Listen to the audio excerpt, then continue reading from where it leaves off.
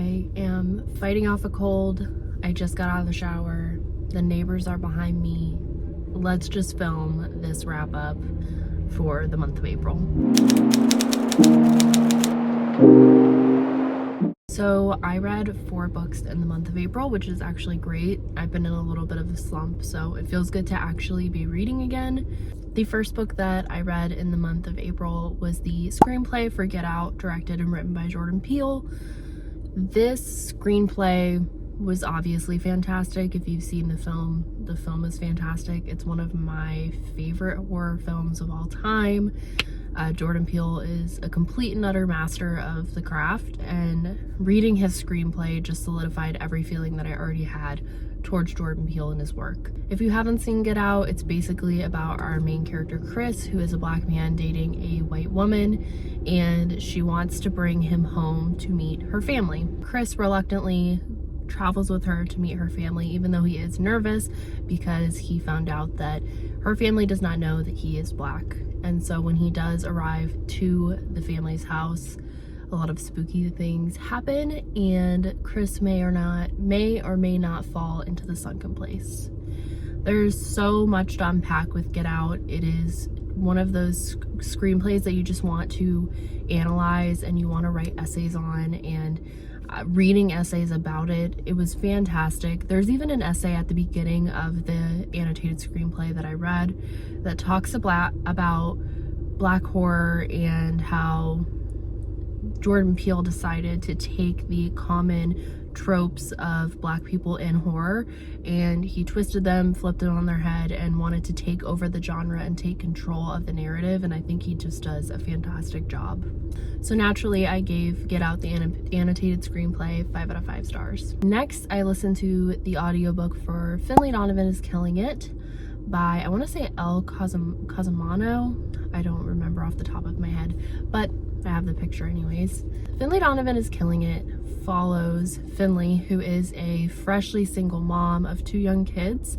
She is a writer who is struggling to pay her bills, and she writes kind of murder, mystery, thrillers, a whodunit, if you will, and she's currently writing hers and struggling. In a Panera, she's talking to her agent and describing how one of the characters in her story kills someone. Another woman overhears this and completely misunderstands and thinks that Finley is a hit woman. So she decides to offer Finley a ton of money in order to kill her spouse. It is so fun. I really would recommend Finley Donovan. I gave it a 4 out of 5 stars. I think that it's one of those novels where you kind of just have to let go, not really think about the logistics, and just have fun. This book is actually laugh out loud funny, which does not often happen for me, but I found that Finley was such a fun character to be in the head of. The way that she talks about her ex-husband, the way that she talks about motherhood, the way that she talks about how she is perceived as a mother versus whenever she goes out on her own and decides to like dress up and actually put some effort in. All of it was funny. All of it felt relatable. It's goofy. It's insane. I wouldn't necessarily say that it's thrilling. I wouldn't say that it's scary. I wouldn't say that any of the like murder mystery aspects of it are by any means suspenseful, but I do think that it's a really, really fun story. And it also is the first in a series, so if you were interested, you could pick up, I believe there's 3 of them now. I don't think I'm going to continue on with the series anytime soon, but I know that if I need something just kind of easy and fun, I can pick up Finley Donovan, and yeah, I would recommend it. 4 out of 5 stars. The next book that I read is actually a book that I was supposed to read in the month of May for my TBR challenge. However, I read it early and faster than I thought I would read it, which is You Can't Say That. I feel like I could talk about You Can't Say That forever because it is genuinely one of the best nonfiction works I've ever read, and definitely my favorite book that I've read so far this year. You Can't Say That focuses on book banning and censorship in the United States, and the editor sits down with 13 different authors who have had their books challenged or banned in some way, shape, or form in their career. So the editor talks to these authors about what book banning or book challenging looks like, how they found out about this, why their books were challenged or banned, what their fan base looks like, as well as people who detest their works. Why do people want to ban their works? Why is this important? It goes on and on about book banning and censorship, and it was so good.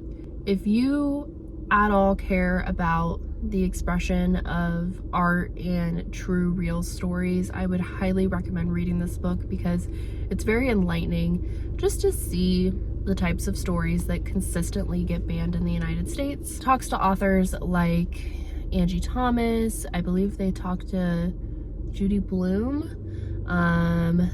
They talked to, and I hope I'm pronouncing this right, I think it's Dave Pilkley, the Captain Underpants series, the author of that, which was a staple of my childhood, as well as a ton of other authors, old and new. It's crazy to see books like Bridge to Terabithia being banned, as well as like the Harry Potter series for witchcraft.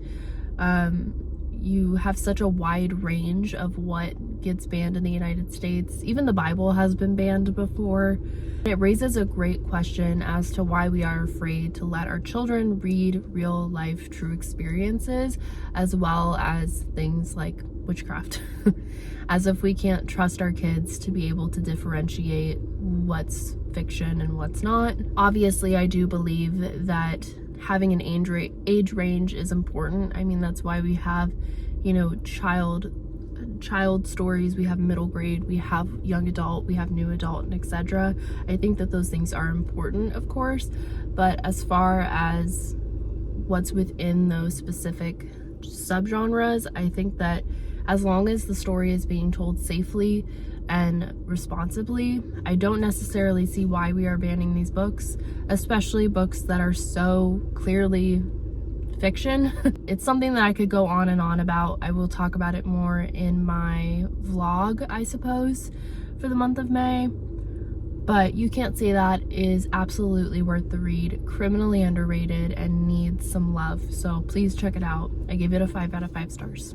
The last book that I read is one that I'm actually still reading, but it's a couple days before May, and I know that I will finish it by then, so I'm just going to say that I've read it here. Which is Half a Soul. This book is so good. I'm about 70% of the way through and I don't want it to end. Half a Soul focuses on Dora, who when she was a child has half of her soul taken by a fairy.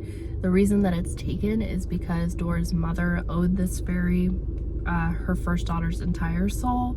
Things happen and Dora only ends up getting half of her soul taken. Because of this though, Dora grows up having no real feelings. She feels very emotionless and soulless throughout her life. She doesn't react to things the way that normal people do. She doesn't necessarily feel the heat or feel cold. And because of this, she tends to stand out in society. I should say that this is very Pride and Prejudice coded, so think of Bridgerton, think of Pride and Prejudice, think of ball gowns and high society and tea and all that stuff. It's definitely one of those kinds of books. Dora decides to travel to London with her younger cousin Vanessa, who is widely loved. She is definitely the Jane Bennet of our story. So Vanessa and Dora go to London to try to find Vanessa an eligible husband who is worthy of her. At least that's what Dora thinks that they're there for, but she comes to find out that Vanessa wanted to take her to London to try to find this magician that could potentially cure Dora and either get her soul back or fix her completely. This magician is our Mr. Darcy, if you will. He is very snarky. He is kind of looked down upon in society for his manners. Nobody really likes him and they tend to fear him. And of course, because Dora has only half a soul, she doesn't necessarily have those feelings of fear that everyone else does. And she's not afraid to speak very honestly and bluntly to him because she really has no other choice. Watching the two of them interact is just some of my favorite, I can't even say banter necessarily because Dora's not trying to banter, but just watching the two of them interact was so much fun. Every single time that the two of them were on the page, I was so happy. And Dora and Elias the magician are great, but the other characters are just as interesting to read about. I think that this book is fun, cozy, and just super cute. It's very cute, it's very fluffy.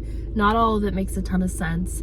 The magic system is a little iffy, But if you just want a warm hug of a book, if you want a really cute romance and just the fairy tale cozy vibes, I highly recommend Half the Soul. Like I said, I'm not finished with it yet. I have about 30% left of the book, but if it continues to go the way that it's been going, it will be a 5 out of 5 stars, and I highly recommend it. So with that being said, those are the books that I read in the month of April. I will have a May TBR video coming up shortly, but for now, I need to rest my voice and take a nap. So with that being said, I'm out of here. Bye.